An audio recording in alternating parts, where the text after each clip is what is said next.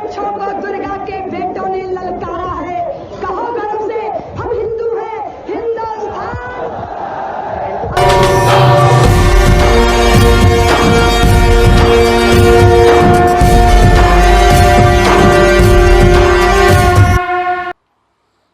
ओम अभयम न कर्तंत्रिक्षम द्यावा पृथ्वी उभय इवे अभयम पश्चाद भयम पुरता धुत्रा धत्राद भयम नो अस्तु।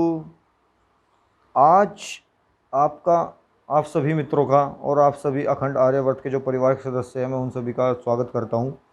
और मैं सभी से ये कहूँगा कि इस वीडियो को अधिक से अधिक शेयर कीजिए अगर आपको अच्छी लगे, और हर एक हिंदू तक ये बात पहुंचनी बहुत ज़रूरी है। और आज इस बात पर चर्चा है कि मुसलमान क्या विश्वास योग्य हैं। देखिए, मैं आपको दो घटना इतिहास की बताऊंगा। जब हिंदुस्तान बटा था तो एक शहर था जिसका नाम था गुजरावाला। जो गुजरावाला शहर था, वहाँ पर जाट रहते थे, गुजर भी रह करते थे, और राजपूतों का भी ये स्थान था जहाँ पर ये तीनों जो कौम थी ये भी रहा करती थी काफ़ी स्तर बड़े बड़े पैमाने पे। तो जब भारत का विभाजन हुआ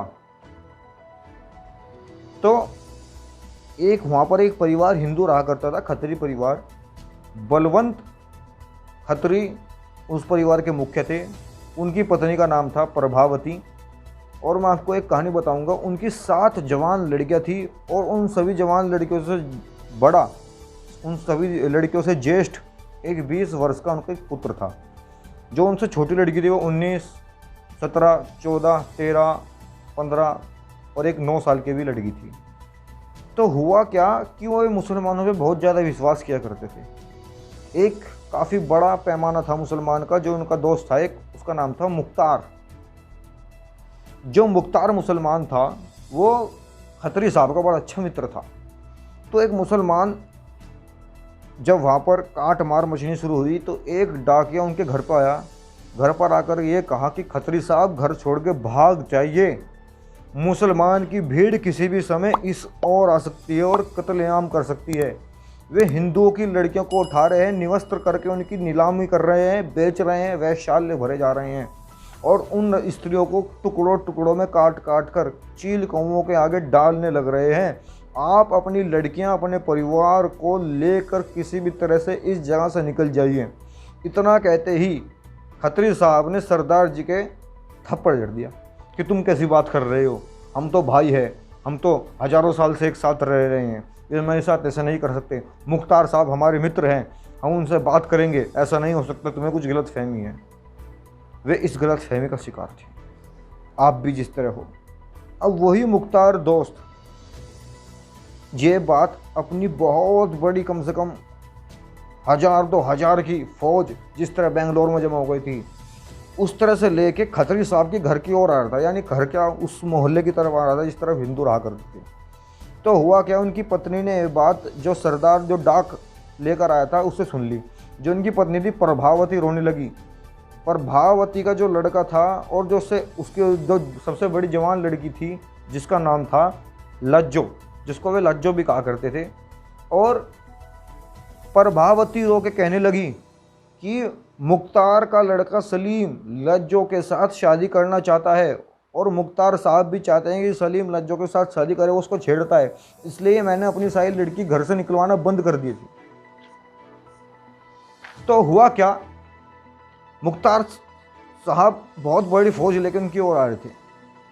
अब जगह जगह बहुत तेज़ी से ऐलान होने लगा, एक सन्नाटा था। सन्नाटे के बाद जगह जगह ये ऐलान होने लगा कि पाकिस्तान जिंदाबाद, ला इलाहा इल्लल्लाह, पाकिस्तान जिंदाबाद, ला इलाहा इल्लल्लाह, नारा एक तकदीर, अल्लाहु अकबर।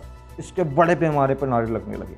अब जब बड़े पैमाने पर नारे लगने लगे तो जितने भी हिंदू थे और जितने भी सिख थे वे गुरुद्वारे में जाके इकट्ठा हो गए। 400-500 मात्र थे, और उन 400-500 में सिर्फ 100 अधिक से अधिक, शायद 100 भी नहीं, युवा थे। इनसे अधिक वृद्ध थे या बच्चे थे या औरतें और लड़कियां थी। अब वे गुरुद्वारे में छुप गए।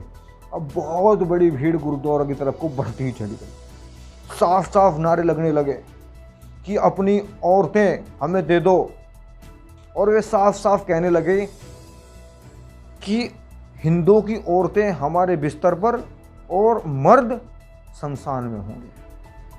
अल्लाह है तकदीर, नारा है तकदीर, अल्लाहू अकबर किस तरह जोर जोर से नारे लगे। सारा का सारा जो गुरुद्वारे में हिंदू थे सारे के सारे सहमे हुए थे कि इस परिस्थिति में करे तो करे क्या। अब हुआ क्या कि हिंदुओं के कुछ युवा गुरुद्वारे के बाहर खड़े थे।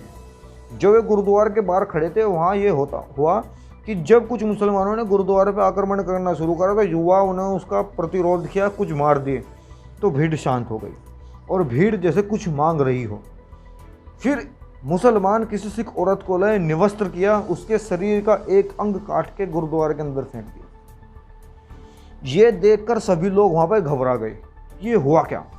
अब उसके बाद जो हमारे खत्री साहब थे उन्होंने क्या किया कि उनकी एक पुत्री ने कहा कि पिताजी ये तो हमें मार दीजिए, वरना जिस प्रकार उस लड़की का एक शरीर का हिस्सा काट कर यहाँ फेंका। इतना कहते ही खत्री साहब ने अपनी बेटी के सर को चूमा और सातों की सातों बेटियों का सर काट के कुएं में फेंक दी। उस गुजरावाला जो शहर था, जो कस्बा था, उसके वहाँ पे कुएं में फेंक दी। और इतना बुरा हमला हुआ कि सारे के सारे लोगों का नरसंहार मुसलमानों ने एक तरफ करना शुरू कर दिया। वे वही मुसलमान थे जो मुख्तार साहब और जो खत्री साहब थे बड़े अच्छे मित्र थे, और वे अपने लड़कों के लिए लड़कियों की पूर्ति करने के लिए अपने मित्र खत्री साहब के घर पर आक्रमण कर दे। क्योंकि इनकी हदीसें साफ साफ कहती हैं कि काफिर से अगर आपको मजबूरी में दोस्ती रखनी पड़े तो मात्र उतनी रख लीजिए जितना आप टॉयलेट बाथरूम का इस्तेमाल करते हैं और फिर भूल जाते, सिर्फ इतनी दोस्ती। और इनका कत्ल वाजिबुल कत्ल है, यानी कि अगर आप हिंदुओं को कत्ल करते हो वो सही है, अल्लाह ताला आपको जन्नत फरमाएगा। साफ साफ हदीसों में लिखा है, मेरे से क्या पूछ रहे, खुद पढ़ लीजिए। अगर आपको मेरे भी पे विश्वास नहीं है, और विश्वास करने को ऐसी बात नहीं है, आप दुनिया में कहीं से भी कुरान उठा लीजिए, किसी भाषा की उठा लीजिए, सब जगह यही बातें मिलेगी। दुनिया भर में 260 से ज़्यादा आतंकवादी कट्टरपंथी ग्रुप है, लेकिन ये तब भी कहते हैं कि शांति प्रिय का ठेकेदारी हम ही है। अगर समय है अब भी तो सुधर जाइए, वरना यही हाल आज की औरतों के साथ है। अब सातों के सातों की लड़की के उन्होंने सर काटे और फेंक दिए। जब मुसलमान गुरुद्वारे में घुसे तो जितनी औरतें उनके हाथ लगी सब के सब एक हौसी भेड़े की तरह नोच नोच कर उनको मार डाला, और हर एक सरदार का सर काट कर भाले पे रख के घुमा दिया पूरे पाकिस्तान में। ये नरसंहार हुआ, और उन्हीं लोगों ने किया जो खत्री साहब के बहुत अच्छे मित्र थे, जिन पर खत्री साहब को बड़ी अच्छी मित्रता आती थी, और जिस मित्रता के चक्कर में आज आप भी हो, जिस मित्रता के चक्कर में आपका हिंदू का बच्चा है कि मुसलमान तो ऐसा करते नहीं, मुसलमान क्या कर सकता है, ये इतिहास है, ज़रा उठा के देख लीजिए। और मैं आपको एक और बात मैं आपसे अवश्य कहना चाहता हूँ, यही नरसंहार कश्मीर में हुआ था। जो हमारे अभिनेता है अनुपम खेर, या जो हमारे पत्रकार रहे हैं उस समय पुष्पेंद्र कुलश्रेष्ठ, अब उनकी यूट्यूब पे वीडियो देख लीजिएगा। वे साफ साफ कहते हैं कि उनके मदरसाओं से ऐलान होने लगा कि कश्मीर इस्लामिक बनेगा, लेकिन हिंदू की पंडिताइनों के साथ हिंदू को मार दिया जाएगा। और यही काम हुआ। ना जाने कितने बहन बहू बेटियों की इज्जत रातों रात लूटी गई। और इतना ही नहीं, बच्चों को एक बक्से में बंद करके चारों ओर से चैनों से वो बक्सा बंद करके उस पर अंधाधुंध गोलियां बजाई गई। बच्चों को ऐसे हवा में उछाल कर उस पर गोलियां दागी गई। एक पति को तो एक टैंक में डाला जिसमें चावल थे, उसमें गोलियों से वे गोलियां दागी, और उस आदमी के खून से वे चावल लाल हो गए। और वही लाल चावल उबाल कर उसमें उसके पति का दिल डालकर, कश्मीर की घटना है, दिल डालकर उसकी पत्नी को खिलाया गया। बाद में उस पत्नी के साथ बलात्कार किया गया, और उस बलात्कार करने के बाद उस पत्नी की आरा मशीन पर डालकर 4 टुकड़ों में लाशें कर फेंक दी गई। और अगर आप टुकड़ों की बात करते हैं तो मुसलमान ये कहता है कि काफिर के पोरे पोर पर हमला करो।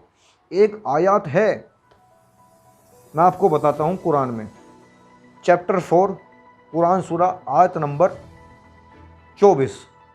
ये जो कुरान की आयत है साफ साफ क्या कहती है, साफ साफ कहती है कि काफिरों पे हमला करो, उनकी औरतों को अपनी लोंडियाँ बनाओ। लोंडिया का मतलब साफ साफ है कि उनके अपने रखेल बनाओ या अपने पास रखो, क्योंकि कुरान के अनुसार औरत भी निर्जीव वस्तु है, यानी कि नॉन लिविंग थिंग है। इसलिए यहाँ पे इनके साथ शादी कॉन्ट्रैक्ट चलता है, इनको कोई दर्जा नहीं दिया जाता। और जिसका घर वाला इस्लाम कबूलता हो उसकी घरवाली वापस कर दीजिए, वरना सबको अपनी रखेल बनाओ, लोंडिया बनाओ, जो कुछ बनाना है बनाओ, अपने अपने शरीर की पूर्ति करो, आपको अल्लाह ताला जन्नत नसीब करेगा। साफ साफ हदीसों में लिखा है।